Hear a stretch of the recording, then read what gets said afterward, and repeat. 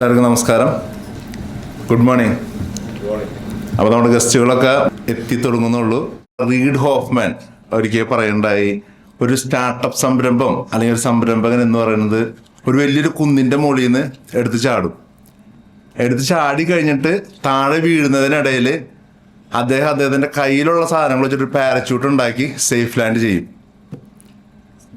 ഇതായിരിക്കും ഒരു startup founder, അല്ലെങ്കിൽ ഒരു 100 വർഷം ലെഗസിയുള്ളൊരു ബിസിനസ് ഓണറും ഒരുപക്ഷെ അവൻ്റെ ഡേ ടു ഡേ ലൈഫിൽ നേരിടുന്ന ചലഞ്ചുകളെ കുറിച്ചും അതോടൊപ്പം തന്നെ സ്റ്റാർട്ടപ്പ് അല്ലെങ്കിൽ ഒരു എൻ്റർപ്രണർഷിപ്പ് ജേണിയിലേക്ക് അവർ നേരിടുന്ന ചലഞ്ചുകളും അഡ്വഞ്ചറിനെ കുറിച്ചുമാണ് ആൾ പ്രതിപാദിച്ചത്.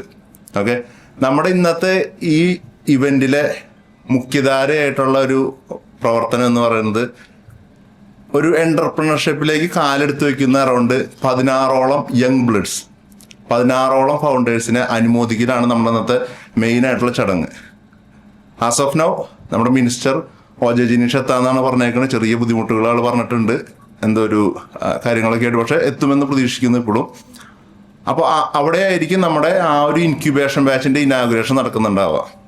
ഓക്കെ, ഇനി നമ്മുടെ പ്രൊമിത്യസ് പ്രൊജക്ഷനെ കുറിച്ച് 2 വാക്ക് പറയുകയാണെങ്കിൽ, പ്രൊമിത്യസ് പ്രൊജക്ഷൻ എന്ന് പറയുന്നത് it's a startup which invest in startup. Okay, അപ്പോൾ അതൊരു ഒരു കോൺട്രഡിക്റ്റിംഗ് സ്റ്റേറ്റ്മെൻ്റ് ആണ്. യൂഷ്വലി സ്റ്റാർട്ടപ്പ് എന്ന് പറഞ്ഞു കഴിഞ്ഞാൽ നമ്മൾ we sell these kind of products അങ്ങനെയൊക്കെയാണ് പറയാറുള്ളത്. പക്ഷെ നമ്മളൊരു സ്റ്റാർട്ടപ്പാണ് വിച്ച് ഇൻവെസ്റ്റ് ഇൻ സ്റ്റാർട്ടപ്പ്. അപ്പോൾ നമ്മൾ സ്റ്റാർട്ടപ്പിൽ വെറുതെ ഇൻവെസ്റ്റ് ചെയ്യലല്ല, അതിൽ നമ്മൾ മൾട്ടിപ്പിൾ എക്സ്പെരിമെൻറ്റ് ചെയ്യുക, അതിൽ പല രീതിയിലേക്കും പല ആംഗിളിലേക്കും അതിനെ കൊണ്ടുപോവുക എന്നുള്ളതാണ് ഇതുകൊണ്ട് ഉദ്ദേശിക്കുന്നത്. ഇതിൽ നമ്മൾ 3 ഫൗണ്ടേഴ്സാണ് ഇതിലുള്ളത്. ഒന്ന് വിവേക് ഓൾറെഡി ഒരുപാട് ആൾക്കാർ ഇൻസ്റ്റാഗ്രാമിലും ലിങ്ക്ഡിനിലൊക്കെ കണ്ടിട്ടുണ്ടാവും. So Vivek is actually creating deal flow. ഒരുപാട് സ്റ്റാർട്ടപ്പ് ഫൗണ്ടേഴ്സായിട്ട് കണക്ടിവിറ്റി ഉണ്ട്. സോ വിവേക് വഴിയാണ് നമുക്ക് സ്റ്റാർട്ടപ്പുകളിലൂടെ എത്തുന്നത്. അപ്പോൾ നമ്മുടെ കയ്യിൽ 4 പോയിന്റുകൾ മീറ്റ് ചെയ്യുന്ന സ്റ്റാർട്ടപ്പുകൾ മാത്രമാണ് നമ്മൾ ഇൻവെസ്റ്റ് ചെയ്യാൻ പാടുള്ളൂ എന്നുള്ളത് നമ്മൾ ഉറപ്പിച്ചു. ഒന്ന്, the founder should be promising, it should be hard working, dedicated, ഇങ്ങനെയുള്ള ഫൗണ്ടേഴ്സിൽ മാത്രം ഇൻവെസ്റ്റ് ചെയ്യുക. രണ്ടാമത്തെ പരിപാടി എന്ന് പറഞ്ഞു കഴിഞ്ഞാൽ ആ ബിസിനസ് ഐഡിയയുടെ കൺവിക്ഷൻ, അത് നല്ല രീതിയിൽ സ്കെയിൽ ചെയ്യാൻ പറ്റും, നല്ല രീതിയിലേക്ക് അതിനെ എന്താ പറയുക, ഒരുപാട് നീഡുള്ളൊരു പ്രൊജക്റ്റാണ്. അങ്ങനെയുള്ളതിനൊക്കെ നമുക്ക് 3 പേർക്കും പ്രോപ്പറായിട്ടുള്ള കൺവിക്ഷൻ വേണം. മൂന്നാമത്തെ കാര്യം എന്ന് വെച്ച് കഴിഞ്ഞാൽ, ഇതൊരു സ്റ്റാർട്ടപ്പ് ആണെങ്കിലും അതിന് ഗ്ലോബലി പ്രോഫിറ്റബിളി സ്കെയിൽ ചെയ്യാൻ പറ്റണം. ഇത് നമ്മളെ സംബന്ധിച്ചിടത്തോളം വേണ്ടൊരു സംഭവമായിരുന്നു. പിന്നെ 4ാമത്തെ ഒരു point, we never invest in A bubble valuation. നമ്മളെപ്പോഴും ഇൻവെസ്റ്റ് ചെയ്യണമെങ്കിൽ ഒരു റിലവൻ്റ് ആയിട്ടുള്ള ഒരു വാല്യുവേഷനിൽ മാത്രമേ ഇൻവെസ്റ്റ് ചെയ്യുള്ളൂ. ഇങ്ങനെയുള്ള 4 കാര്യങ്ങൾ നമ്മൾ ഫണ്ടമെൻ്റൽ ആക്കി വെച്ചേക്കുന്ന കുറച്ച് ആസ്പെക്ട്സുകളായിരുന്നു. ഇനി നമ്മൾ കറൻ്റ്ലി കേരളത്തിലുള്ള സ്റ്റാർട്ടപ്പ് എക്കോസിസ്റ്റത്തിൽ ഇൻവെസ്റ്റ് ചെയ്യുന്ന ഒരുപാട് ആൾക്കാരുകളുണ്ട്. പല സപ്പോർട്ടിങ് ഇൻക്യുബേഷൻ ആൻഡ് ആക്സിലറേറ്റിംഗ് പ്ലാറ്റ്ഫോമുകളുണ്ട്. പക്ഷെ നമ്മളൊന്നും കൂടി അതിൻ്റെ ഡെപ്തിലേക്ക് പോയി കഴിഞ്ഞാൽ നമുക്ക് മനസ്സിലാക്കാൻ പറ്റും. ഫോർ എക്സാമ്പിൾ, ഇപ്പോൾ ഒരു റിസ്ക് ക്യാപിറ്റൽ എത്രത്തോളം ഉണ്ട് എന്നുള്ളത്. ഫോർ എക്സാമ്പിൾ, ഇപ്പോൾ ഒരു മിഡിൽ ക്ലാസ് ഫാമിലിയിൽ നിന്ന് ഒരാൾ ഒരു മന്ത്ലി അവൻ്റെ സാലറി മേ ബി ഒരു 20,000 രൂപയായിരിക്കാം. അവന് നല്ലൊരു ഐഡിയ ഉണ്ട്. പക്ഷേ ആ ഐഡിയ എക്സിക്യൂട്ട് ചെയ്യണമെങ്കിൽ 2 മാസം ചിലപ്പോൾ അവൻ്റെ ജോലിയിൽ നിന്ന് മാറി നിൽക്കേണ്ടി വരും. അപ്പോൾ 2 മാസം അവനെ സപ്പോർട്ട് ചെയ്യാൻ 50,000 രൂപ കൊടുക്കാൻ ആളുണ്ടോ അവൻ്റെ ഐഡിയയുടെ പുറത്ത്? ഓക്കെ, അപ്പോൾ ഞാൻ ഫ്രം മിഡിൽ ക്ലാസ് ഫാമിലി. അപ്പോൾ എൻ്റെ അനുഭവത്തിൽ അങ്ങനെ 50,000 രൂപയിൽ നമുക്ക് കിട്ടാനുള്ള സാഹചര്യങ്ങളില്ല. അപ്പോൾ നമ്മളെന്താ ചെയ്യുക, ഈ 50,000 രൂപ നീക്കി വെച്ച് എനിക്കൊരു റിസർവ് ചെയ്താക്കാനായിട്ട് ഞാൻ ചിലപ്പോൾ വർക്ക് ചെയ്യും. 1 വർഷം വർക്ക് ചെയ്യും, ചിലപ്പോൾ 2 വർഷം വർക്ക് ചെയ്യും. റിയലിസ്റ്റിക് സിനാരിയോ ആണ് പറയുന്നത്. അപ്പോൾ അങ്ങനെ 2 വർഷം നമ്മൾ വർക്ക് ചെയ്താകുമ്പോഴേക്കും എന്തായിരിക്കും, ഈ ഐഡിയ ഓൾറെഡി ലോഞ്ച് ചെയ്ത് കഴിഞ്ഞിട്ടുണ്ടാവും വേറെ ആൾക്കാർ വഴിയായിട്ട്. അപ്പോൾ നമ്മുടെ കയ്യിലുള്ള ആ ഇനീഷ്യൽ കേസിൽ ഐഡിയ സ്റ്റേജിൽ ബെറ്റ് ചെയ്യാൻ പറ്റുന്ന റിസ്ക് ക്യാപിറ്റൽ നമ്മളോട് വളരെ കുറവാണ്. It's A fact. അടുത്തായിട്ട് നമ്മുടെ ഗ്രോത്ത് ക്യാപിറ്റൽ. വൺസ് ഒരു കമ്പനി അവനൊരു കാര്യങ്ങളൊക്കെ ചെയ്തുണ്ടാക്കി റെഡിയായി, കുറച്ച് മാർക്കറ്റ് വാലിഡേഷൻ ചെയ്ത് കുറച്ച് കസ്റ്റമേഴ്സൊക്കെ വന്നു. ഇനി അതിനെ സ്കെയിൽ ചെയ്യാനായിട്ടുള്ള ഫണ്ട് ഇവിടെ അവൈലബിൾ ആണോ എന്ന് വെച്ച് കഴിഞ്ഞാൽ നമ്മളിപ്പോൾ ചെക്ക് ചെയ്ത് നമുക്ക് മനസ്സിലാവാൻ പറ്റും. ഒരു 10 ലക്ഷം മുതൽ 1 കോടി രൂപ വരെ എത്ര ആൾക്കാർ അങ്ങനെ ചെക്ക് ചെയ്യുന്ന ആൾക്കാരുണ്ട്. നമ്മളിവിടെ സാമ്പത്തിക അല്ലെങ്കിൽ സമ്പത്തില്ലാത്ത ആൾക്കാരില്ല, പക്ഷേ ആ ചെക്ക് എഴുതാനായിട്ട് റെഡി ആയിട്ടുള്ള എത്ര ആൾക്കാരുണ്ട്. നമ്മളിവിടെ പല രീതിയിൽ ഇൻവെസ്റ്റ്മെൻറ്റ് ഡൈവേഴ്സിഫിക്കേഷൻ ആൾക്കാർ ചെയ്യുന്നുണ്ട്. ഫോർ എക്സാമ്പിൾ, നമ്മളിവിടെ മെയിൻലി കേരളത്തിൽ റിയൽ എസ്റ്റേറ്റ്, ഗോൾഡ്, ഇങ്ങനെയുള്ള പല ഏരിയകളാണ് ചെയ്യുന്നത്. പക്ഷേ സ്റ്റാർട്ടപ്പിലേക്ക് അങ്ങനത്തെ ഒരു ഇൻവെസ്റ്റ്മെൻറ്റ് ഡൈവേഴ്സിഫിക്കേഷൻ എത്ര ആൾക്കാർ ചെയ്യാൻ റെഡിയാണ്. ഇനി ആ ഒരു സ്റ്റേജിൽ സർവൈവ് ചെയ്തൊരു സ്റ്റാർട്ടപ്പ്.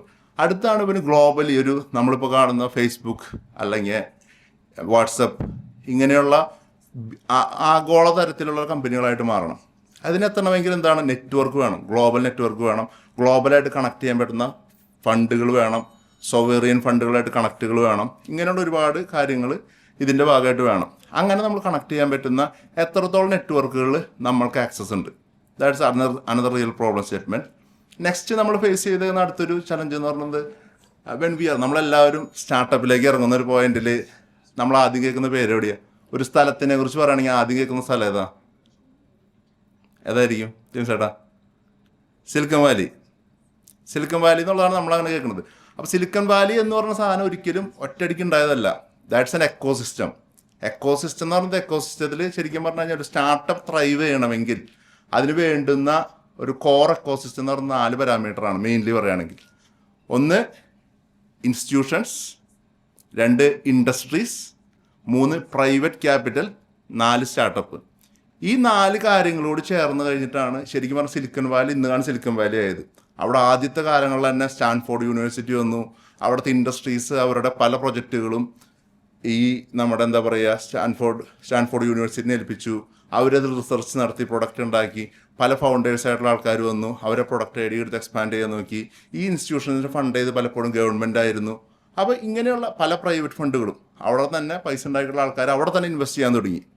അങ്ങനെ ഇപ്പോൾ നമ്മുടെ എലോൺ മസ്കിൻ്റെ സ്റ്റോറിയൊക്കെ നമുക്ക് എല്ലാവർക്കും അറിയുന്നതാണ്. എലോൺ മസ്ക് ആദ്യത്തെ എനിക്ക് തോന്നുന്നത് കമ്പനി വിറ്റിട്ട് X.com, അത് വിറ്റ് കഴിഞ്ഞിട്ട് അറൗണ്ട് $170 million ആളുടെ കയ്യിലുണ്ടായിരുന്നു. ഈ $170 million completely he betted on എന്തിലൊക്കെ?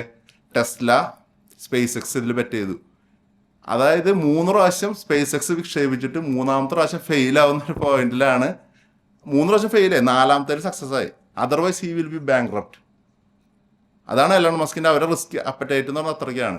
അങ്ങനെ ചെയ്ത് ഇപ്പോൾ വേറെ Elon Musk stands 1.7 trillion IPO ആണ് ഇപ്പോൾ റീസെൻ്റ്ലി ആയിട്ട് എലോൺ മസ്ക് ഇപ്പോൾ ചെയ്തത്. ഓക്കെ, അപ്പോൾ ഇത്ര ഒരു 4-5 സ്റ്റേറ്റ്മെൻറ്റുകളാണ് നമ്മുടെ ഒരു സ്റ്റാർട്ടപ്പിൻ്റെ പ്രോബ്ലം സ്റ്റേറ്റ്മെൻറ്റ് പോലെ നമ്മുടെ സ്റ്റാർട്ടപ്പിൻ്റെ പ്രോബ്ലം സ്റ്റേറ്റ്മെൻ്റ് ആണ്. ഇത് നമ്മളെങ്ങനെ ഈ കോഴ്സത്തിൽ സോൾവ് ചെയ്യാൻ പറ്റും. ഓക്കെ, അതിൻ്റെ ഭാഗമായിട്ട് ഞങ്ങൾ ഒന്നും കൂടി ഞങ്ങൾ ഡ്രോയിങ് ടേബിളിൽ ഇരുന്നു. എന്നിട്ട് നമുക്ക് എന്തൊക്കെ ചെയ്യാൻ പറ്റും. So started with where we should invest. So we decided നമുക്കൊരു 3 സ്റ്റേജിൽ ഫണ്ട് ഫോം ചെയ്യാം. ഓക്കെ, 1 ഈസ് ആക്ച്വലി ഈ പറഞ്ഞ പോലെ റിസ്ക് ക്യാപിറ്റൽ. വേറെ ഐഡിയ സ്റ്റേജിലുള്ള ഇപ്പോൾ നമ്മുടെ ഇന്ന് പറയേണ്ട ഒരു 10-12 സ്റ്റാർട്ടപ്പുകളുണ്ട്. Nobody formed any company. പലരും ഇപ്പോൾ വർക്ക് ചെയ്യുന്ന ആൾക്കാരുണ്ട് സംഭവത്തിൽ. പക്ഷെ അവർ ഇറങ്ങും. We assess that they will come into the real picture when they have a small support from our side. അപ്പോൾ അവർക്ക് ഐഡിയ ഉണ്ട്, they have some knowledge about their thing. അപ്പോൾ ഐഡിയ ആണ് അവരുള്ളത്. ആ ഐഡിയയിൽ നമ്മൾ ബെറ്റ് ചെയ്യാൻ വേണ്ടിയിട്ടാണ് നമ്മൾ ഒരു റിസ്ക് ക്യാപിറ്റലായിട്ട് അലോക്കേറ്റ് ചെയ്തിരുന്നത്. അതിൽ നമ്മൾ സപ്പോർട്ട് ചെയ്തത് ഇൻക്യുബേഷൻ ബേസ്ഡ് സ്റ്റാർട്ടപ്പുകളായിരിക്കും. ഓക്കെ, അതിന് അലോക്കേറ്റഡ് ഫണ്ട് ഉണ്ട്. അതിനെക്കുറിച്ച് ആൽബിയുടെ സെഷനിൽ ഡീറ്റെയിൽ ആയിട്ട് പറയുന്നതായിരിക്കും. പിന്നെ അടുത്തായിട്ട് നമുക്കുള്ളതാണ് ഒരു ഗ്രോത്ത് ക്യാപിറ്റൽ. ഗ്രോത്ത് ക്യാപിറ്റലിൽ നമ്മൾ ഉദ്ദേശിക്കുന്നത് വെച്ച് കഴിഞ്ഞാൽ ഒരു കുറച്ച് സ്റ്റേജ് ആയിട്ടുള്ള സ്റ്റാർട്ടപ്പുകളെ 10 ലക്ഷം മുതൽ 1 കോടി വരെ ഇത്രയാണ് നമ്മളതിൽ ഫണ്ട് അലോക്കേറ്റ് ചെയ്ത് നമ്മൾ പർട്ടിക്കുലർ ഫണ്ടും അതിൽ അലോക്കേറ്റ് ചെയ്ത് വെച്ചിട്ടുണ്ട്. പിന്നെ അടുത്താണ് നമ്മുടെ ഗ്ലോബൽ ക്യാപിറ്റൽ. അതിൽ ഇൻ്റർനാഷണൽ സ്റ്റാർട്ടപ്പുകൾക്കാണ് നമ്മൾ ഫണ്ടിങ് ചെയ്യുന്നത്. 1 കോടി മുതൽ 10 കോടി രൂപ വരെയാണ് ചെയ്യുന്നത്. അതൊരിക്കലും നമ്മുടെ മാത്രം ഫണ്ടല്ല. അതിൽ നമ്മുടെ കൂടെ കോ ഇൻവെസ്റ്റേഴ്സ് ആയിട്ടുള്ള ആൾക്കാരുകളുണ്ട്. ഇപ്പോൾ അതിന് റെപ്രസെൻ്റ് ചെയ്ത് ഫുഡ് റെപ്രസെൻ്റ് ചെയ്തിട്ടുള്ള ആൾക്കാരോടെ ഉണ്ട്. നമ്മളങ്ങനെ 3 ഇതിൽ നമ്മുടെ നെറ്റ്വർക്ക് ഉപയോഗിച്ചിട്ട് അതിൽ ഫണ്ട് ചെയ്തിട്ടുള്ള പരിപാടികൾ നമ്മൾ ഇതുവരെയായിട്ട് ചെയ്തിട്ടുണ്ട്. ഓക്കെ, പിന്നെ അടുത്തായിട്ട് നമ്മളിപ്പോൾ ഇതിൽ കോറായിട്ട് ചെയ്യാൻ ഉദ്ദേശിക്കുന്ന ഒരു സാധനം നമ്മൾ നേരത്തെ പറഞ്ഞല്ലോ, ഇവിടുത്തെ എക്കോസിസ്റ്റം എങ്ങനെ ഉണ്ടാക്കാൻ പറ്റും. ഓക്കെ, ആ എക്കോസിസ്റ്റം എന്ന് പറയുന്നത് എങ്ങനെയാണെന്ന് വെച്ച് കഴിഞ്ഞാൽ ഇപ്പോൾ ഒരു ഇൻസ്റ്റിറ്റ്യൂഷൻസ് അവിടെ വേണം. ഇൻസ്റ്റിറ്റ്യൂഷൻസാണ് റിസർച്ചായിട്ടാണ് ഇൻസ്റ്റിറ്റ്യൂഷൻ വർക്ക് ചെയ്യേണ്ടത്. ഇൻസ്റ്റിറ്റ്യൂഷൻസ് ഒരിക്കലും വിദ്യാർത്ഥികൾ ജസ്റ്റ് പഠിപ്പിച്ച് പുറത്തേക്ക് വിടുന്ന ഒരു ഓട്ടോമാറ്റിക് സിസ്റ്റം അല്ല. There should be engage some form of ബിസിനസ്സായിട്ട് എൻഗേജ് ചെയ്ത് കറക്റ്റ് പ്രോബ്ലം സ്റ്റേറ്റ്മെൻറ്റുകളിൽ റിസർച്ച് ചെയ്ത് കണ്ടുപിടിക്കാൻ പറ്റണം. അപ്പോൾ അതിനുവേണ്ടി നമ്മളിപ്പോൾ അതിൻ്റെ തുടക്കം എന്നതോളം നമ്മൾ ഇന്ന് സഹൃദയ കോളേജ്, കാർമൽ കോളേജ് എന്നീ 2 കോളേജിലാണ് നമ്മുടെ MOU സൈൻ ചെയ്യുന്നുണ്ട്. This our starting. We are trying. We know we are very early but we are trying for that. പിന്നെ അതുപോലെ നമ്മുടെ ഇവിടെയുള്ള പല ഇൻസ്റ്റിറ്റ്യൂഷൻസായിട്ട് അല്ലെ ഇൻഡസ്ട്രികളായിട്ടും നമ്മൾ ഡിസ്കഷനാണ്. നമ്മളൊരു MOU സൈൻ ചെയ്ത് നമ്മൾ അവരായിട്ടും ഈ ഒരു സിസ്റ്റത്തിലേക്ക് കൊണ്ടുവരിക എന്നുള്ള രീതിയിലേക്കാണ് നമ്മൾ വർക്ക് ചെയ്യുന്നത്. പിന്നെ ഞാൻ നേരത്തെ പറഞ്ഞ പോലെ നമ്മൾ ഓൾറെഡി ഒരു ക്യാപിറ്റൽ അലോക്കേറ്റ് ചെയ്തിട്ടുണ്ട്. അപ്പോൾ നമ്മൾ നോക്കുന്നത് എങ്ങനെയാണെന്ന് വെച്ച് കഴിഞ്ഞാൽ നാളെ ഒരു പോയിന്റ് ഓഫ് ടൈമിൽ ഒരു ഇൻഡസ്ട്രിക്ക് ഒരു ചലഞ്ച് ഉണ്ടെന്ന് വിചാരിക്കുക. ആ ചലഞ്ചിനെ അത് റിസർച്ച് ചെയ്യാനൊരു ടോപ്പിക് ആണെങ്കിൽ അതിനൊരു കോളേജിനെ ഏൽപ്പിച്ചു കഴിഞ്ഞാൽ, ഞങ്ങൾ കഴിഞ്ഞ ദിവസം ഡിസ്കസ് ചെയ്യേണ്ട നമ്മുടെ ഇവിടെ ഇങ്ങനെ ബൈജോയുടെ ഒരു ഐഡിയ ആയിരുന്നു. ഞങ്ങൾ കാഷ്വൽ ഡിസ്കഷൻ്റെ ഇടയിലേക്ക് പറഞ്ഞൊരു ഐഡിയ ആണ്. എങ്ങനെയാണെന്ന് വെച്ച് കഴിഞ്ഞാൽ കാർ ഓടുന്ന സമയത്ത് നമുക്ക് കാറ്റ് വരുന്നുണ്ട്. ഓക്കെ, ഈ കാറ്റ് പിന്നെ ടർബൈനൊക്കെ ഇറങ്ങുമ്പോഴും കാറ്റ് വരുന്നു, നമ്മളതിൽ നിന്ന് ഇലക്ട്രിസിറ്റി ഉണ്ടാക്കുന്നു. അപ്പോൾ കാഷ്വലായിട്ട് പറഞ്ഞ ഐഡിയ ആണ്, ഈ കാർ ഓടുമ്പോൾ എന്തായാലും കാറ്റ് വരുന്നുണ്ടല്ലോ, ഈ കാറ്റ് വരുന്ന കാറ്റ് കൊണ്ട് എന്തുകൊണ്ട് നമുക്ക് ഒരു EV റൺ അയച്ചുകൂടാ? ഓക്കെ, ദാറ്റ്സ് ഒരു കാഷ്വലായിട്ടുള്ള തോട്ടാണെങ്കിൽ ദാറ്റ്സ് എ ഗുഡ് തോട്ട്. അപ്പോൾ ഞങ്ങൾ ചിന്തിച്ചു, ഞങ്ങൾ കുറച്ച് റിസർച്ച് ചെയ്ത് നോക്കിയപ്പോൾ കൊളംബിയയിലൊക്കെ അങ്ങനത്തെ ഒരു സ്റ്റാർട്ടപ്പ് വന്നിട്ടുണ്ട്. പക്ഷെ അവർക്ക് നെക്സ്റ്റ് ഇയർ സക്സസ് ആകാൻ പറ്റിയില്ല. എന്തുകൊണ്ടാണെന്ന് വെച്ചാൽ അത് 9 കൊല്ലം മുമ്പ് വന്നത്. 9 കൊല്ലം മുമ്പ് ബാറ്ററി ടെക്നോളജി അത്രയ്ക്ക് അഡോപ്റ്റ് ചെയ്യേണ്ടാകുന്നില്ല. അപ്പോൾ ഒരു പക്ഷേ ഇന്ന് നമ്മുടെ ജോസഫ് ഏട്ടനൊക്കെ കൂടി ഉണ്ട്. ജോസഫ് ഏട്ടനൊക്കെ ഇതിൽ ചിലപ്പോൾ കുറച്ചും കൂടി ലൈറ്റ് കൊടുക്കാൻ പറ്റും. ഇപ്പോൾ ഇങ്ങനത്തെ ഒരു സാധനത്തിൻ്റെ പോസിബിലിറ്റീസ് എന്തൊക്കെയാണ്, ഇങ്ങനെ സാധിക്കുമോ, അങ്ങനെയുള്ള മൾട്ടിപ്പിൾ ആൾക്കാർ ഇവിടെ വരുന്നത്. അപ്പോൾ ഓരോരുത്തരുടെ തോട്ട് പ്രോസസ്സിനെ ചിലപ്പോൾ ഒരു പക്ഷേ നാളെ ഒരു വലിയ ഇന്നോവേഷനായിട്ട് അത് മാറിയേക്കാം. ഓക്കെ, പിന്നെ അടുത്തതായിട്ട് നമുക്കിപ്പോൾ നമ്മുടെ സ്റ്റാർട്ടപ്പ് എക്കോസിസ്റ്റത്തിലുള്ള ഒരു ഫണ്ട് അല്ലെങ്കിൽ എന്താണ് ഇന്ത്യയിൽ ഇപ്പോൾ ഒരു ഗ്ലോബൽ സ്കെയിലിൽ വലിയ സ്കെയിലിൽ നോക്കി കഴിഞ്ഞാൽ ഇന്ത്യയുടെ സ്റ്റാർട്ടപ്പ് ഇപ്പോൾ എങ്ങോട്ടാണ് പോയിക്കൊണ്ടിരിക്കുന്നത്? ഓക്കെ, നമ്മൾ പറയാം ഒരു സമയത്ത് നമ്മൾ വാല്യുവേഷൻ യൂണിക്കോണിനെ സെലിബ്രേറ്റ് ചെയ്യുന്നൊരു സമയമായിരുന്നു. 100 യൂണിക്കോൺ ആവുന്നു, 100ാമത്തെ യൂണിക്കോൺ ഫോർച്യുനേറ്റ്ലി നമ്മുടെ ആരായിരുന്നു, നമ്മുടെ കേരളത്തിലെ ഫൗണ്ടേഴ്സ് ഫൗണ്ട് ചെയ്തിട്ടുള്ള ഓപ്പൺ എന്ന് പറഞ്ഞ കമ്പനിയായിരുന്നു. ഓക്കെ, അതിനൊക്കെ നമ്മൾ നല്ല രീതിയിൽ സെലിബ്രേറ്റ് ചെയ്തു. നമ്മൾ 3 യൂണിക്കോൺ ഫൗണ്ട് ചെയ്തിട്ടുള്ള ഒരു ഫൗണ്ടർ ഉണ്ട് നമുക്ക്, അതാണ് ഭവേഷ് അഗർവാൾ ഓയോടെ. ആ 3 യൂണിക്കോൺ കമ്പനികളുടെ ഇപ്പോഴത്തെ സ്റ്റേജ് എന്താണെന്നുള്ളത് നമ്മൾ റിസർച്ച് ചെയ്ത് നമുക്ക് മനസ്സിലാകാൻ പറ്റും. അപ്പോൾ എന്താണ് ഇപ്പോൾ നമ്മുടെ ഇൻഡസ്ട്രിയിൽ നടക്കുന്നത്? ഇനി ഒന്നുകൂടി നമ്മൾ ഫണ്ടുകൾ ഫോക്കസ് ചെയ്ത് പോയി കഴിഞ്ഞാൽ നമ്മളിപ്പോൾ എടുത്ത് കേട്ട മെയിൻ ന്യൂസുകളാണ് സോഫ്റ്റ് ബാങ്ക്, പിന്നെ അതുപോലെ തന്നെ Sequoia Capital, one of the largest VC fund in the world. അവർ ഇന്ത്യയിൽ നിന്ന് എക്സിറ്റ് ആവാണ്. ഓക്കെ, ഇന്ത്യയിൽ നിന്ന് അവർ എക്സിറ്റ് ആവുകയാണെങ്കിൽ എന്താണ് അതിനുള്ള കാരണം? അതിനോട് എക്സാമ്പിൾ പറഞ്ഞു കഴിഞ്ഞാൽ SoftBank there pool of fund സ്റ്റാർട്ടപ്പിൽ ഇൻവെസ്റ്റ് ചെയ്യാൻ വേണ്ടി അവർ കൊണ്ടുവന്ന ഫണ്ട് എന്ന് പറയുന്നത് $26 ബില്യൺ സോഫ്റ്റ് ബാങ്ക് പല കമ്പനികളിലായിട്ട് ഇന്ത്യയിൽ ഇൻവെസ്റ്റ് ചെയ്തത്. പക്ഷെ അവർ എക്സിറ്റ് ആവുന്ന സമയത്ത് അവരുടെ ഫണ്ടിൻ്റെ സൈസ് എത്ര ഉണ്ടെന്ന് അറിയോ? Any guess? 20 billion? Any guess from any? അവരുടെ ഫണ്ടിൻ്റെ സൈസ് എന്ന് പറഞ്ഞാൽ $13 ബില്യൺ ആണ്. അതായത് ഇൻവെസ്റ്റ് ചെയ്ത ഫണ്ടിൻ്റെ നേരെ പകുതി. ഓക്കെ, അപ്പോൾ ഇതാണ് നമ്മുടെ ഇൻഡസ്ട്രിയിൽ നേരിടുന്ന ഒരു ചലഞ്ച് എന്ന് പറയുന്നത്. എന്തുകൊണ്ടാണ് സോഫ്റ്റ് ബാങ്കിന്, അലിബാബയിൽ SoftBank 2000 just $20 million invest ചെയ്തു. $20 മില്യൺ. അത് 2014 അലിബാബ IPO പോയപ്പോൾ എന്ത് സംഭവിച്ചു? ആ $20 മില്യൺ ബിക്കം $50 ബില്യൺ. അതായത് 2500 ടൈംസ് ആയിട്ട് ആ ഒരു അലിബാബയിൽ ഇൻവെസ്റ്റ് ചെയ്തേക്കുന്ന ഇൻവെസ്റ്റ്മെൻറ്റ് മാറി. പക്ഷെ ഇന്ത്യയിൽ അത് മാറുമോ? That's A real question we should ask. India, അപ്പോൾ നമ്മൾ ചിന്തിക്കുക ഇന്ത്യയിൽ അത് മാറാമല്ലോ. കാരണം ഇന്ത്യയിൽ പോപ്പുലേഷൻ എത്രയ്ക്കുണ്ട്? എത്ര പോപ്പുലേഷൻ ഉണ്ട് ഇന്ത്യയിൽ? 140 കോടി ജനങ്ങളുണ്ട്. ഈ 140 കോടി ജനങ്ങളുണ്ടെങ്കിൽ എന്തുകൊണ്ട് ചൈന പോലെ അല്ലെങ്കിൽ US പോലെ നമുക്ക് $100 ബില്യൺ മേലെ വാല്യുവേഷനുള്ള കമ്പനികളില്ല? Okay, real question we should. അതിനുള്ള കാരണം വേറെ ഒന്നല്ല. ഇന്ത്യയിൽ ശരിക്കും പറഞ്ഞാൽ 140 കോടി ആൾക്കാരുണ്ടെങ്കിലും അതിൽ സ്പെൻഡിങ് കപ്പാസിറ്റി ഉള്ള പോപ്പുലേഷൻ ജസ്റ്റ് 10% ആണ്. അതായത് 13 to 15 കോടിയാണ് ഇന്ത്യയിലെ റിയൽ സ്പെൻഡിങ് കപ്പാസിറ്റി ഉള്ള ജനങ്ങളെന്ന് പറയുന്നത്. അപ്പോൾ അവിടെയാണ് നമ്മൾ എന്തിനെ ചേസ് ചെയ്യണം എന്നുള്ള ചോദ്യത്തിന് ഒന്നുകൂടി നമ്മൾ ചോദിക്കേണ്ടത്. Whether we should go for a $1 billion business or whether we should realistic business. അപ്പോൾ അവിടെയാണ് നമ്മുടെ തിസീസ് നമ്മൾ ഉണ്ടാക്കിയത്. We are not chasing for a unicorn business.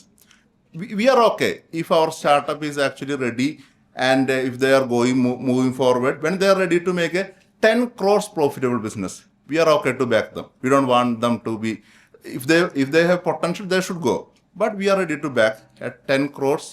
നമുക്ക് എന്താ പറയുക, പ്രോഫിറ്റബിൾ ആയിട്ട് ജനറേറ്റ് ചെയ്യുന്ന ബിസിനസ്സിനെ ബാക്ക് ചെയ്യാൻ നമ്മൾ റെഡിയാണ്. അപ്പോൾ നമ്മുടെ ഒരു ഗോൾ എന്ന് പറയുന്നത് നമുക്ക് വരും ദിവസങ്ങളിൽ നമുക്ക് ഒരു 1000 കോടി അല്ല 100 ബിസിനസ്സുകൾ ഇങ്ങനെ 10 കോടി രൂപ ജനറേറ്റ് ചെയ്യുന്ന ഒരു 100 ബിസിനസ്സുകൾ ജനറേറ്റ് ചെയ്യാൻ പറ്റും. We feel we are success. നമുക്കൊരു 100 കോടി റവന്യൂ ഉള്ള ഒരു 10 സ്റ്റാർട്ടപ്പുകൾ ജനറേറ്റ് ചെയ്യാൻ പറ്റും. We feel we are success.